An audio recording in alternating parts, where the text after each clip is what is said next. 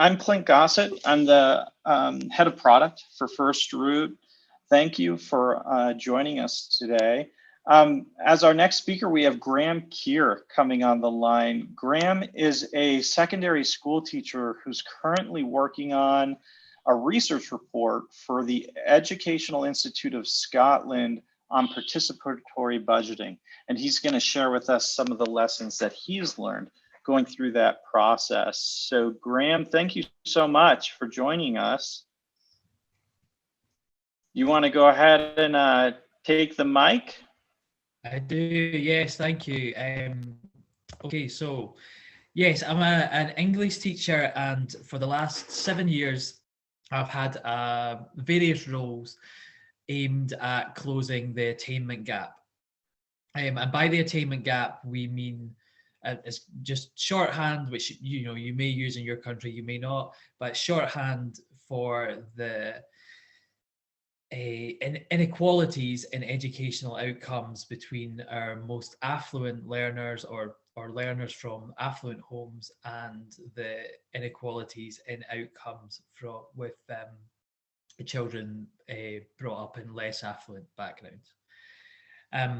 So that's a gap, or that's an inequality which exists, as I'm sure you know, through most of the developed world. It's a set of outcomes which influence probably everything in a school, from reading and writing outcomes to maths, to where children go after school, to the income they're likely to gain out with school once they leave school. So it's a big issue. It's a big issue, especially in Scotland. As I say, it's obviously, this is a gap which exists throughout the developed world, but in Scotland, it does seem to be quite a pronounced gap. So around about 7 years ago, when I started these roles, the Scottish Government announced that the closing of this attainment gap would be one of their priorities. And one of the ways that they were going to do this was by introducing the Pupil Equity Fund. This was a fund directly to be targeted at schools, which was quite a big change, because up until then, Scottish schools had been funded by local education authorities. But this was supposed to be an empowerment for head teachers who would know their local areas better and could make the right decisions about how to support learners from less affluent backgrounds or had some other disadvantage. So I should have said at the start that I am a teacher. I'm not an expert in participatory budgeting. This is really just to give you an insight into what we've done, and if there's any lessons that can be learned from it, then I hope that this can be of use to you. Similarly, as a teacher, I'm not used to speaking in revered silence for half an hour. So if you've got anything that you want to interrupt with, please do. Don't feel as if you need to wait to the end. Okay, so I was talking about Pupil Equity Fund. This is the fund that's funded my work for a few years. But it was also to be evaluated. It was also to be a research tool. So the Scottish Government hoped that whatever interventions we put in place, we would evaluate them, and that knowledge would be spread around the system, that we could all benefit from these experiments. I guess my contention is that the evaluation isn't always very robust, with teachers being so busy and school management being so busy. It seems to me there's a lot of public money being spent and not fully being evaluated. So participatory budgeting, I think, is a good way of making sure that we hold to account the people who are spending this money, and we really rigorously evaluate how the money is being spent. Perhaps the Scottish Government agree. They certainly have an interest in participatory budgeting, and they have a target that by the end of this year, participatory budgeting will be responsible for 1% of government spending. Wow, that's incredible. That's yeah, you that's think an that's a incredible lot? figure. Okay, internationally, I don't know how it compares. I mean, it doesn't seem like it's. Can you give us an idea? I mean, well, 1% is a lot for any nation. Yeah. Can you give us? Do you have an idea of what that translates to in euros or? No, I don't, because I figures? don't. I get the feeling that it's not going to be a target that's going to be met, to be honest. Yeah. Yeah, we'll need to see. I'm not sure what the overall budget is for Scotland. It's not a big country, so it's 5 million people. Yeah. So I guess equivalent to a small state in America, but yeah, I think it's I mean, I think it's a reasonable target, but yeah, I don't get the impression that it's one that many people even know about. Never mind it going to be met. But the reason I mention it just now is I'm going to kind of come into what the advantage was in that target for us in our little project, because it did make a difference to our project.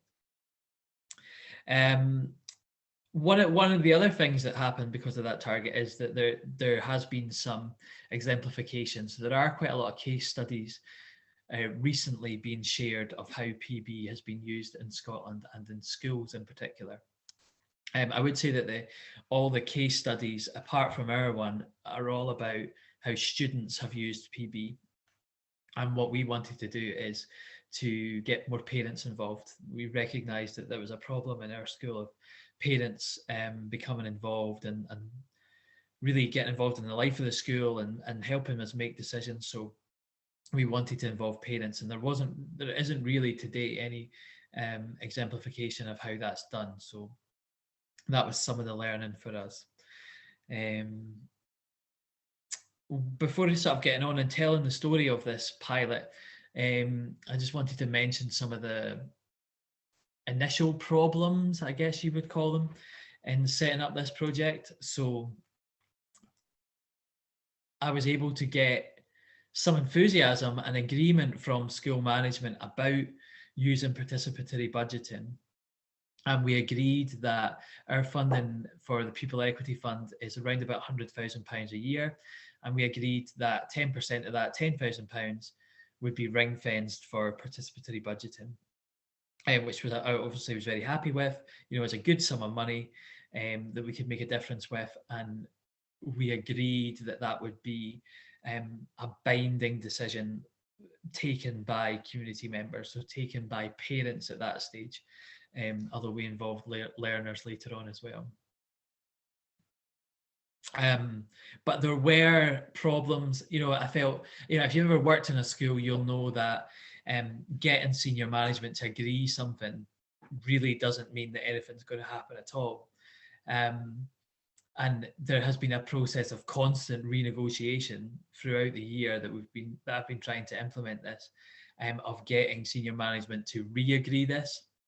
And that's not meant to be a criticism of them. That's just the reality of overall school budgets declining, being an absolutely crazy year in terms of COVID and all the other different competing priorities that schools normally have, but then this year even more so. So there has been a need to go back and get that commitment again and again and again. But I think that binding consultation element of PB is absolutely essential. That's the hook with which we aim to bring people in, that they would get to decide, they get to make the decision, and that would be carried through. But again, it was difficult to make that argument because there were changes in school management and changes about decisions. So I think that hopefully, now that we've ran our first PB cycle, the community members will feel empowered enough that they will make sure that power is taken, and they'll make sure that they have a say in how budget decisions are made. But certainly the first cycle, just if this is your first time running PB, be aware that you will have to expend, in my experience, quite a lot of energy making sure that the people who have the power and the people who have control of the budgets will relinquish some of that control and some of that power. That's a really good point. something that we're working on at FirstRoot is offering the services to actually set those budgets aside, right? So, when the decision is made, okay, we're going to allow 10% of the budget to be, spent through PB, those budgets actually go into a separate account. PB doesn't start until the money is literally in the account. And then we map transactions directly. Would that help? Would that be Yeah, I think if you had that structure, would that help in maintaining confidence and maintaining the agreement? Yeah, definitely. I think so. I mean, I think I'm not from a financial background at all. I'm an English teacher, and so when I started digging into this, it really surprised me that there wasn't even a separate account for this type of money, and even that they didn't really know how much money they had. There were so many, which I think is normal kind of account. I'm not suggesting that there's anything negligent, but just that they didn't know how much they were going to they didn't know how much they would spend on staffing. They didn't know how much they would spend on various things. So there would be overspends and there would be underspends, and and they would take money from one budget to make sure another one was paid, and things like that. So I think all of that has made it much more complicated. And I think having the money physically ring fenced in another account would definitely be a way to tackle that. But and it's all learning in your first process. So I guess something like that is a good suggestion. Just for me to understand better, because I don't know a lot about like how the school system works. Like for example, now in Scotland, how is it, like, who manages the money? Is it like the school board, or where does that? Yeah, I mean, traditionally we've not had much money to manage. It's all been sort of quite centrally directed and centrally paid. So there's a local education board who would look after everything. But now schools have a bit more discretion in how they spend it. Then most schools have a business manager. Okay. But, as well as their job and making sure bills are paid, they also run the admin team, and they look after all the exam results. So it's a massive job, and like everybody else in a school, they're sort of doing 10 people's jobs, and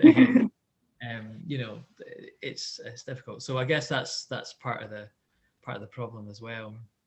But they do, and I think it's a natural thing when you are responsible for the spending of this money, then you want to make sure that everything's done sort of properly, and you want to make sure that that you're in control of it. So for anybody who has that power, even if it's a kind of new power, it's something that they struggle to give away to other people.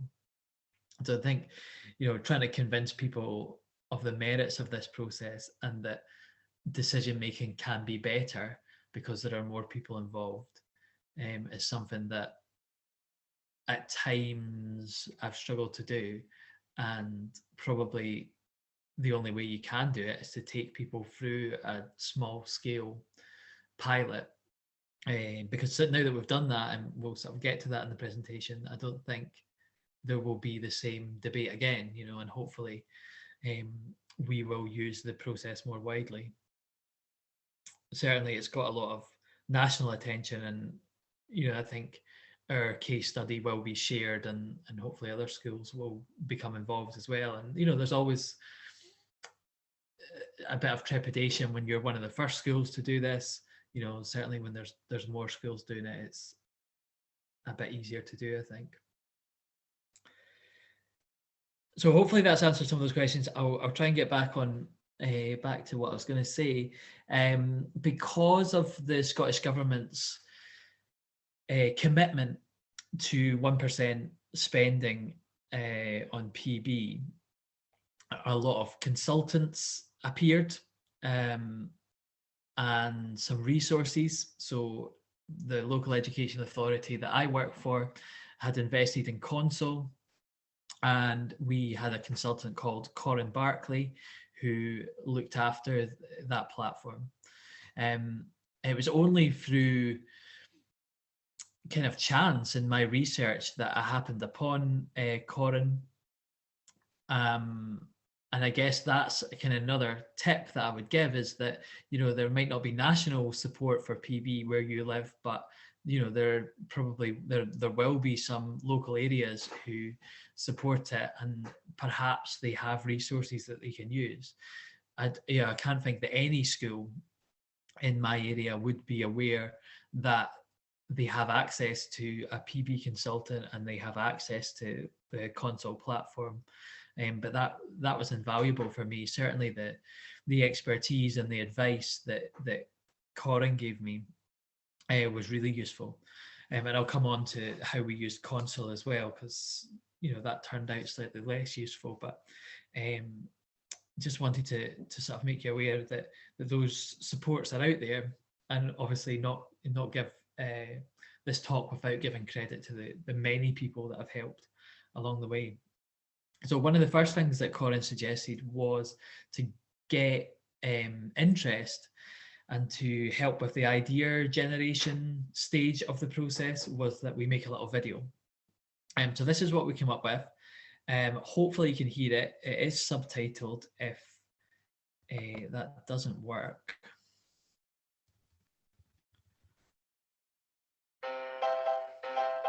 There are lots of reasons that one young person might do brilliantly at school and another young person might not do as well. We know that one of those reasons can be the background a young person comes from. All over Scotland and most of the world, some children from less affluent backgrounds don't do as well at school as those from more affluent backgrounds. We think this is unfair and we want it to stop. At Glenrothes High School, we've done a lot to close the gap between the more affluent and the less affluent, and it's working, but we need your help to do more. We want every young person to achieve their potential, no matter where they're brought up or how much money their parents have. We have some money set aside to help learners from less affluent backgrounds achieve their potential.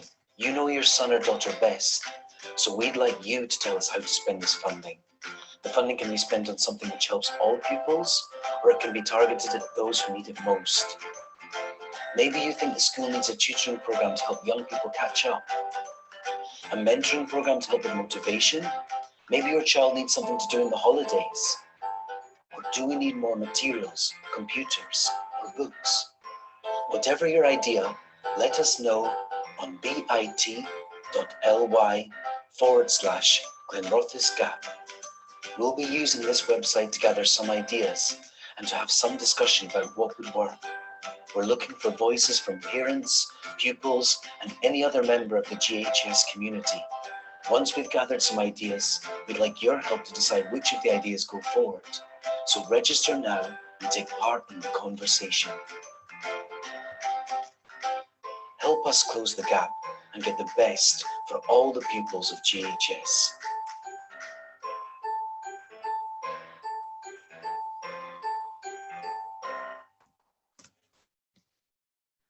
Okay, so hopefully you liked our video. It did get a lot of likes, a lot of shares, and it being a time where we were locked down and I was out of school, it meant that I had a little bit of time to look for help in making that video. So I had a friend who runs an IT company and he was able to do all the animations for me, and I had a friend who does a bit of amateur acting and he was able to do the voiceover. So you know, it was a kind of team effort, and it did. That's awesome. It did get attention, and I guess if I'm honest, I don't think with, you know, lockdown had its benefits, and being able to kind of speak and liaise with people outside of school was one of them. So I don't know, but I understand you can make those little animations by yourself. I just don't know if I would ever have the time while teaching all my classes. But yeah, I think we were happy with the video, and you know, that's probably something we would do again. What came from that video, obviously we were hoping for lots of people to put forward their ideas of how to close the attainment gap, but that really didn't happen so much with the video.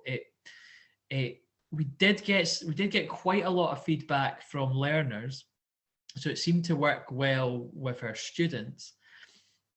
But I think part of the answer as to why we didn't get more suggestions was the platform we were directing them to. So we directed learners to a Microsoft form, which was pretty much anonymous. It certainly wasn't a public way of giving feedback. But we directed parents to that platform Console that I mentioned.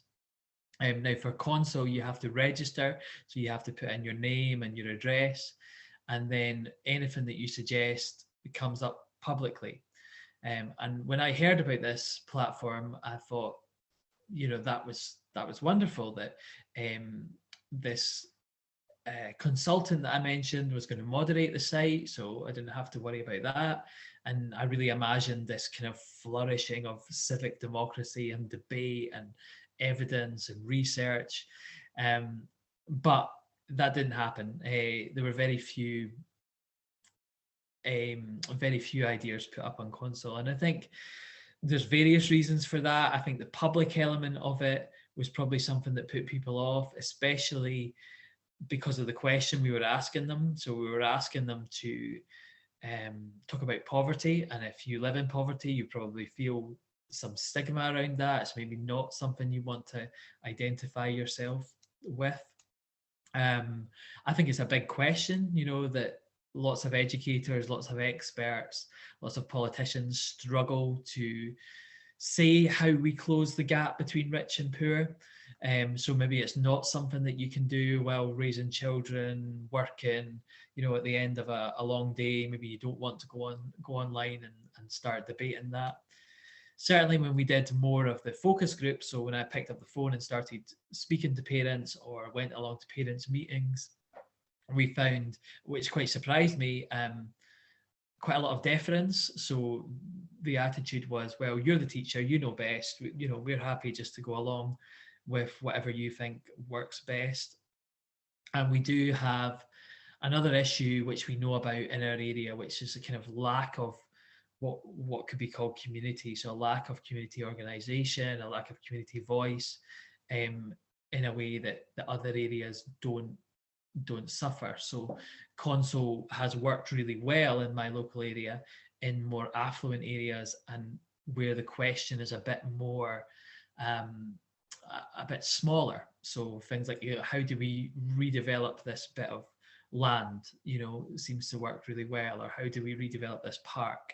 It seems to work really well for that. But for us, the Microsoft form as a way of gathering ideas was much more successful than Console.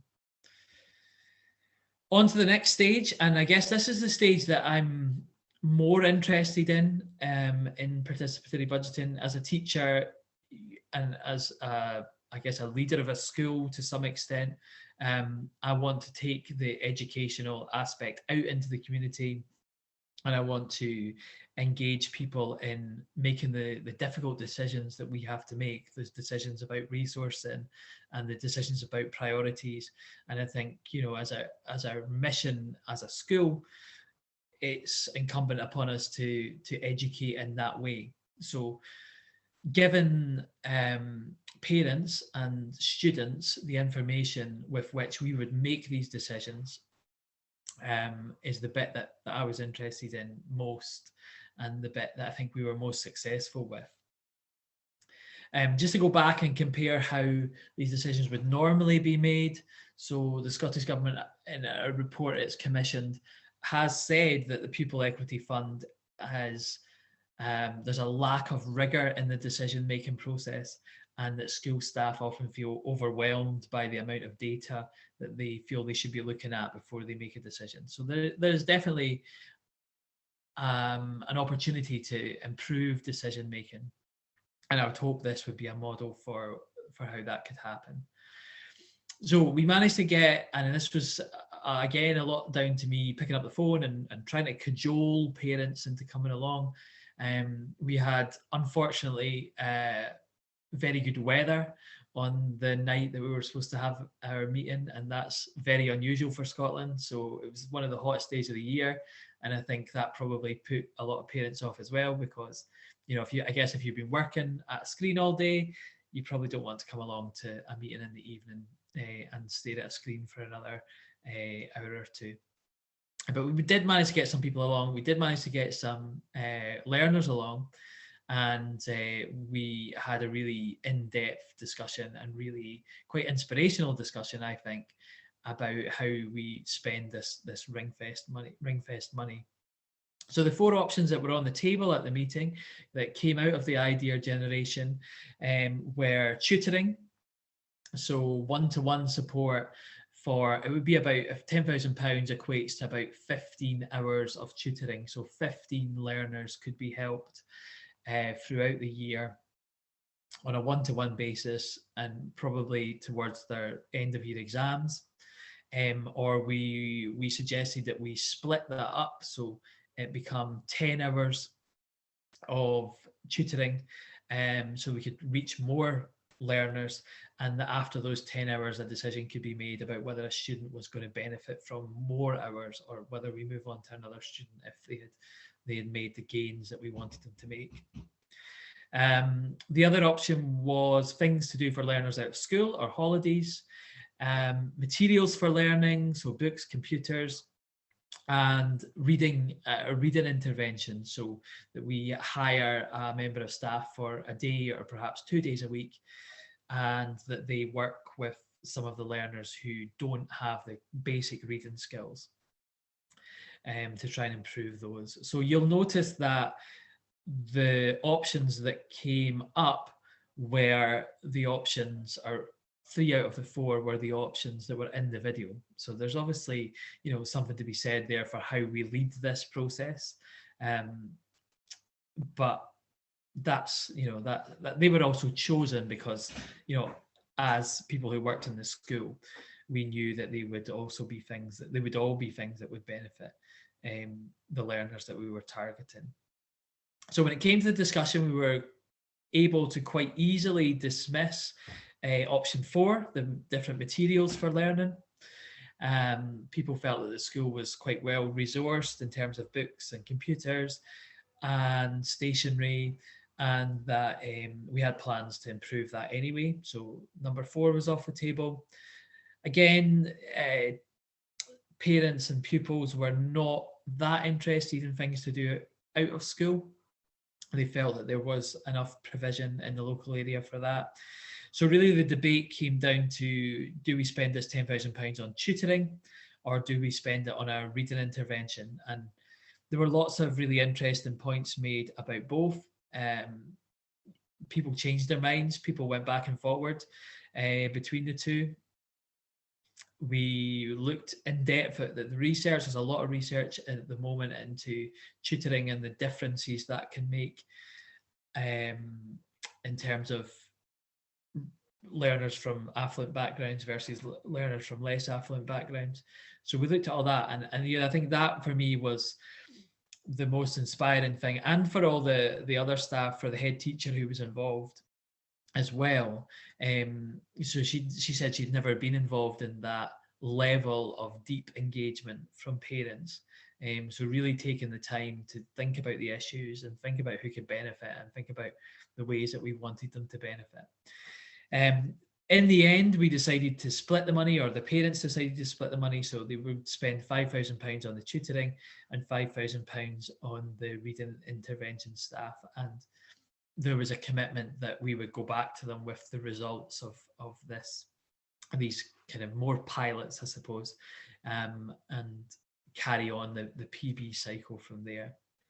And that's really what I wanted to end on then, was that, you know, this first cycle of PB for us perhaps didn't get the mass engagement that we wanted, but the level of engagement was such that I'm assured that we will go on and do more and more cycles of PB. And, you know, the experts will tell you that PB isn't really something that can be done quickly, and it isn't something that is often successful after just one cycle anyway. So I think the head teacher has changed my remit so that PB is now on there as something that I'm responsible for. She also hired another member of staff and put it on their remit. So there's a commitment there that this is going to be the way the school works from now on, which I think is wonderful.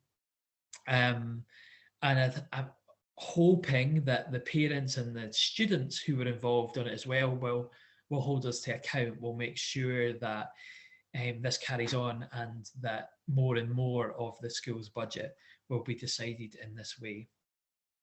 So that's where I'm going to end. Thank you again for listening, and I'm happy to take any questions or hear any of your feedback. It would be useful for me, obviously, to hear from people who have more experience in PB about how we take this forward as well.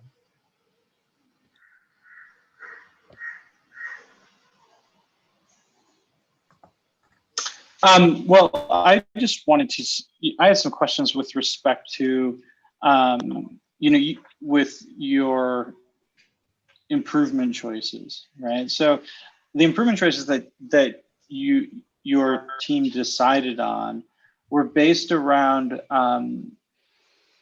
operational changes that will, if successful, if the pilots are successful, will likely need additional funding to continue in the preceding year.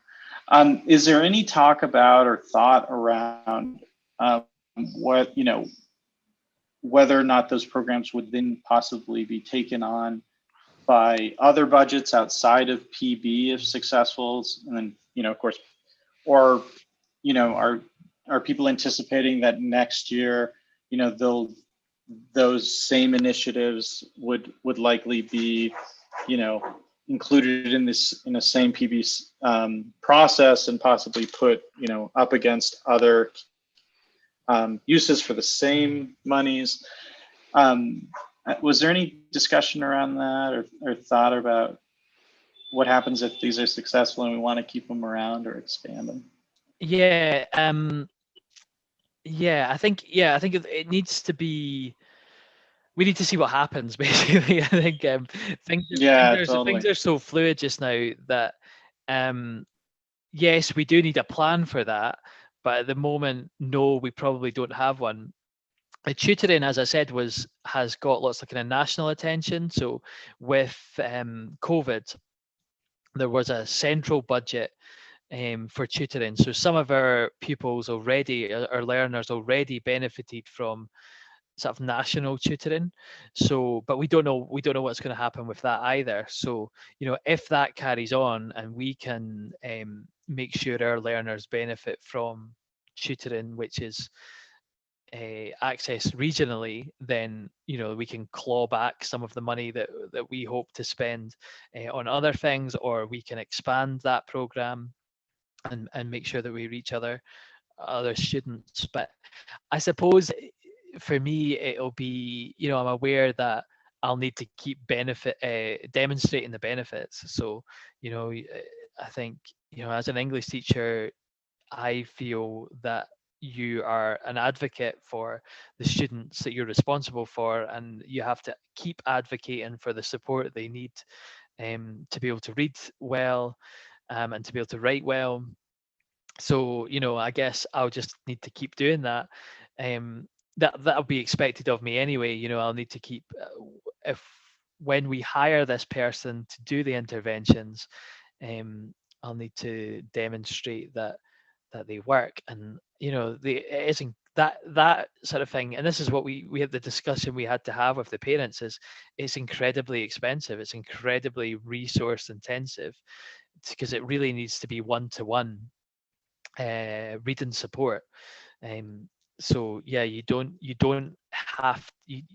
hit many pupils, you can't impact many pupils, but hopefully there's a kind of ripple effect in the benefit it has for the classes that those pupils are in, that they can all access the curriculum, and then also the community that they live in. The kids who don't read well at school and experience failure throughout school are the kids who go on and unfortunately aren't often employed. There's higher rates of going to, all the statistics got higher rates of going to prison. That has a massive impact on the whole of society. So it's like it was these kind of big questions that we had to discuss, and hopefully we'll keep discussing. But yeah, at the moment, and the other issue is that, like as I kind of touched upon, during this year of a PB pilot, this will be the third head teacher that we've had. So it's quite hard to get commitments when the people who can make those commitments keep changing as well. So no, we don't have a proper plan at the moment, and it's only 2 days to the end of term, so I can't imagine we'll make a plan until after summer. I get it. Yeah, no, that makes sense. That's a fair answer. Oh, go ahead, Julie. But I mean, as you mentioned, in the end, if you can like show that it works, I think then it's easier to get people on board, because you have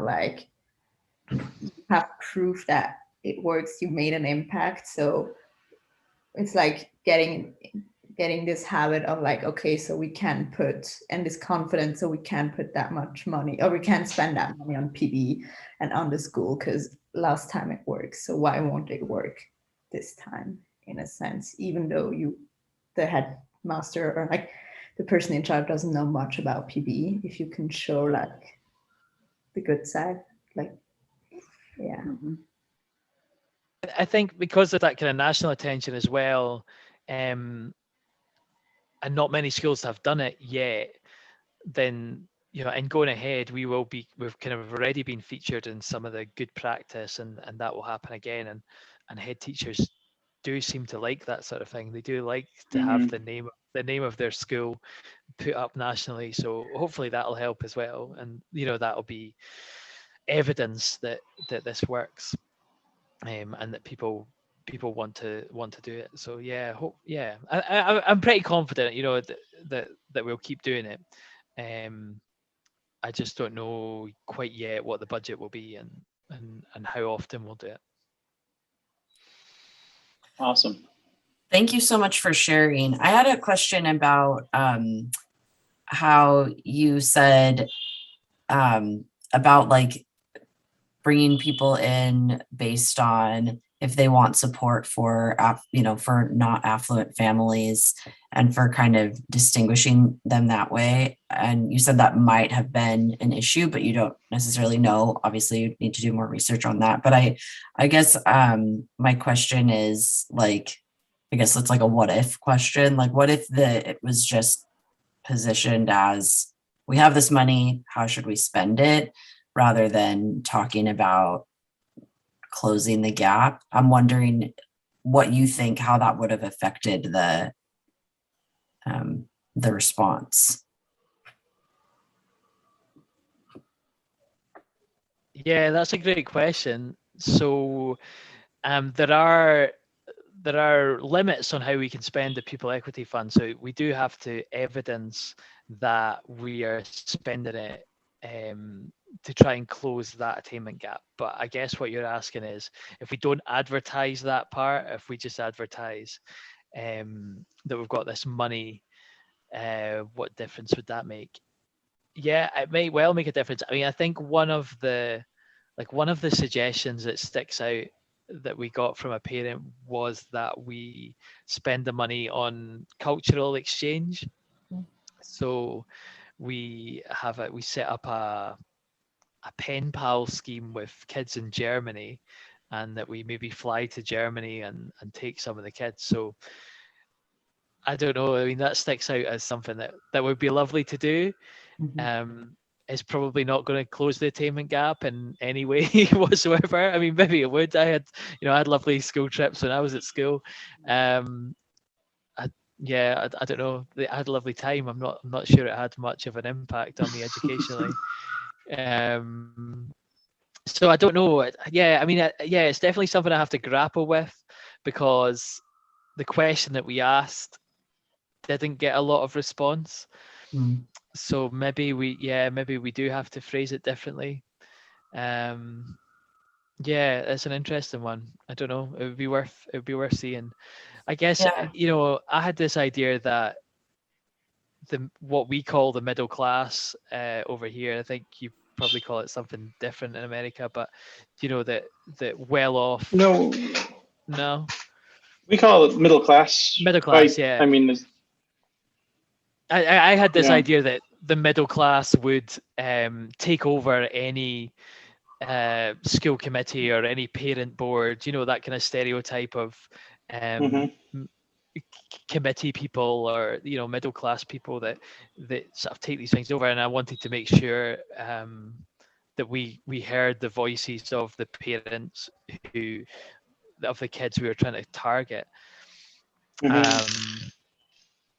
I guess through the process, I kind of learned that maybe that wasn't the most important thing, that actually getting as much involvement as possible was probably the most important thing. And people kind of, because of the question we asked, I guess people kind of got involved where they had some interest or some kind of local commitment to those issues. So I don't know. I'm sorry. I feel like I've not answered your question at all. No, Because I it's just such a good question, and it just deserves more thought. Yeah. Yeah, I mean, it's sort of like and probably something that can't be answered right now. I just kind of was wondering, yeah, just wondering about it, because I think posing the question in that way of like, how do we support non-affluent kids? It like puts the parents that are not affluent into this,